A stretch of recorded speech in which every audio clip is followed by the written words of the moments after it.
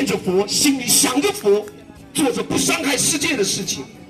我们看到这边的这些同事，我看到脖子上挂的链子，看见你们穿的藏袍，你知道我们有多么羡慕你们吗？我们200多位释迦林的弟子，每一次回到求吉，我们第一件事就疯狂的跑到若尔盖县去干嘛？去买一身藏装。我们不是藏人，但是我们想要变成藏人，而你们是藏人。我以为你们每个人念的经都应该比我多，我总觉得你们藏族人应该磕的头比我多。我工作很忙，我每天早晨5点钟起来念经，白天我还要做很多工作。我这里跟我来的4个人，还有200多个人，我们都在学佛法，也在修行。目前我们一个叫赵红霞的68岁的老太太，在家里通过5个月已经磕完了10万长头。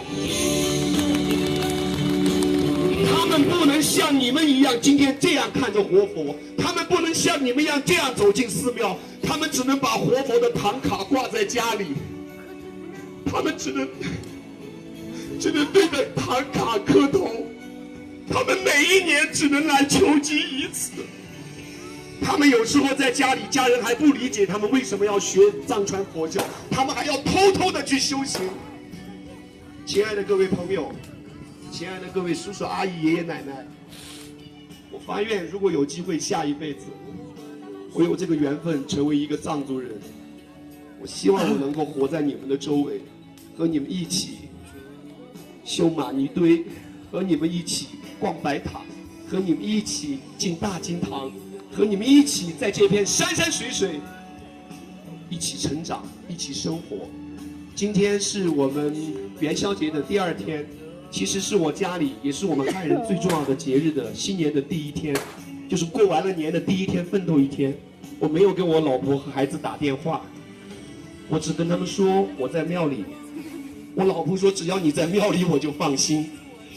我今年42岁，我从7岁开始抽烟，我现在已经1支烟都不抽了，我已经喝过1杯酒了。哇，你们都没有掌声给我吗？哇，我就喜欢像这个孩子一样去做他自己想做的事情。如果有一天你真的走进了我们汉人的世界，你会发现你会很幸福，因为我们的孩子要教育着不要这样，不要那样，不要这样，不要那样。我们害怕他们会被别人抱走，我们害怕我们的孩子走到商场会被人贩子拐走，而且拐走我们人贩子的人不是藏族人，是我们汉人。我们害怕我们的孩子走出去会吃到有毒的食品，用地沟油的不是藏人，是汉人。我只想讲，我今天在这里以一个汉人的身份想说，我们应该学习藏人，把心变干净，懂得因果，一定要记着善有善报，恶有恶报，不是不报，时候没到，时候到了，谁都跑不了。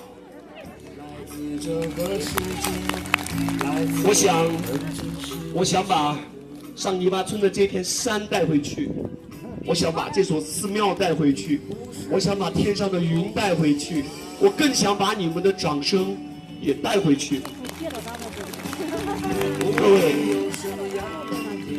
，2014年我在湖南长沙参加一场藏传佛教珍宝展，当时有一尊千手观音来自布达拉宫，1米5、1米8的个子，纯金打造的。我们当时不懂，我们在那数千手观音，我们数了2圈，千手观音只有998只手。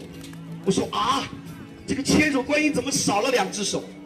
随行来了一个阿卡，我们就问那个师傅，师傅，你们西藏的国宝哎，怎么少了2只手啊？他说你不知道吗？从印度到尼泊尔，从藏地到汉地，千手观音所有的造像最多只有998只手。我说那另外2只手在哪里呢？师父说了，另外2只手在你那里。